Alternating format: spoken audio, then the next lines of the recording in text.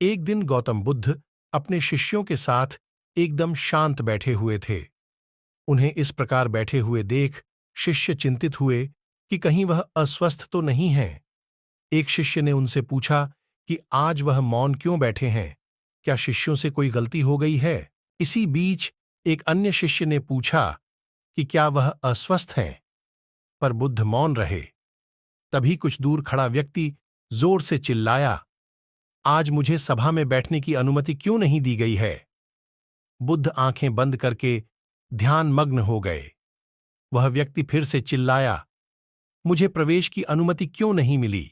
इसी बीच एक उदार शिष्य ने उसका पक्ष लेते हुए कहा कि उसे सभा में आने की अनुमति प्रदान की जाए। बुद्ध ने आंखें खोलीं और बोले, नहीं, वह अछूत है, उसे आज्ञा नहीं दी जा सकती। यह सुनकर शिष्यों को बड़ा आश्चर्य हुआ। बुद्ध उनके मन का भाव समझ गए और बोले, हां, वह अछूत है। इस पर कई शिष्य बोले, हमारे आश्रम में जात पात का कोई भेद ही नहीं, फिर वह अछूत कैसे हो गया? तब बुद्ध ने समझाया, आज वह क्रोधित होकर आया है। क्रोध से जीवन की एकाग्रता भंग होती है। क्रोधी व्यक्ति प्राय मानसिक हिंसा कर बैठता है, इसलिए जब तक वह क्रोध में रहता है तब तक अछूत होता है। इसलिए उसे कुछ समय एकांत में खड़े रहना चाहिए। क्रोधित शिष्य भी बुद्ध की बातें सुन रहा था। पश्चाताप की अग्नि में तपकर वह समझ चुका था कि अहिंसा ही मनुष्य का महान कर्तव्य व परम धर्म है। वह बुद्ध के चरणों में गिर पड़ा और कभी क्रोध न करने का प्रण लिया। शिक्षा। आशय यह है कि क्रोध के कारण व्यक्ति अनर्थ कर बैठता है और पश्चाताप उसे बाद में होता है, जिसका कोई लाभ नहीं मिलता। इसलिए हमें क्रोध नहीं करना चाहिए। असल मायने में क्रोधित व्यक्ति अछूत हो जाता है और उसे अकेला छोड़ देना चाहिए। क्रोध करने से तन, मन और धन तीनों की हानि होती है। क्रोध से ज्यादा हानिकारक कोई और वस्तु नहीं है। एक बार गौतम बुद्ध एक शहर में प्रवास कर रहे थे। उनके साथ कुछ शिष्य भी थे। एक दिन उनके शिष्य शहर में घूमने के लिए निकले। वे शहर में घूम ही रहे थे कि तभी शहर के कुछ लोगों ने उन्हें अपशब्द कहे। उनके बुरे शब्दों को सुनकर शिष्यों को बहुत बुरा लगा और वे वापस लौट गए। बुद्ध ने देखा कि शहर से लौटकर आए उनके सभी शिष्य बहुत क्रोध में दिखाई दे रहे हैं।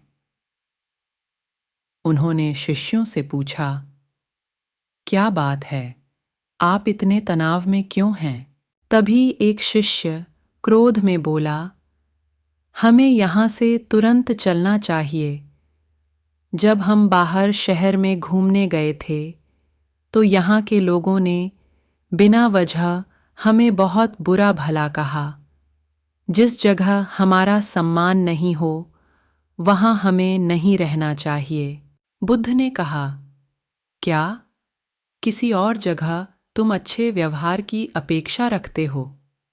दूसरे शिष्य ने कहा, इस शहर से तो अच्छे लोग ही होंगे। तब गौतम बुद्ध बोले, किसी जगह को सिर्फ इसलिए छोड़ देना ठीक नहीं कि वहाँ के लोग बुरा व्यवहार करते हैं। हमें तो कुछ ऐसा करना चाहिए कि जिस स्थान पर भी जाएं, उस स्थान को तब तक नहीं छोड़ें जब तक अपनी अच्छाइयों से वहाँ के लोगों को सुधार न दें। हम जिस भी स्थान पर जाएं, वहाँ के लोगों का कुछ न कुछ भला करके ही वापस लौटें।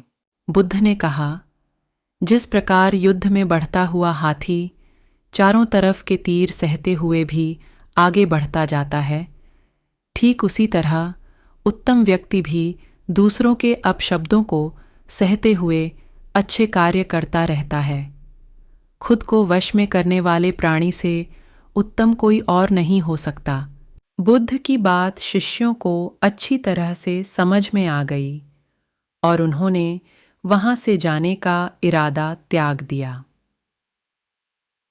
अगर आपको मेरी यह कहानी अच्छी लगी हो तो चैनल को लाइक, शेयर एवं सब्सक्राइब कर दें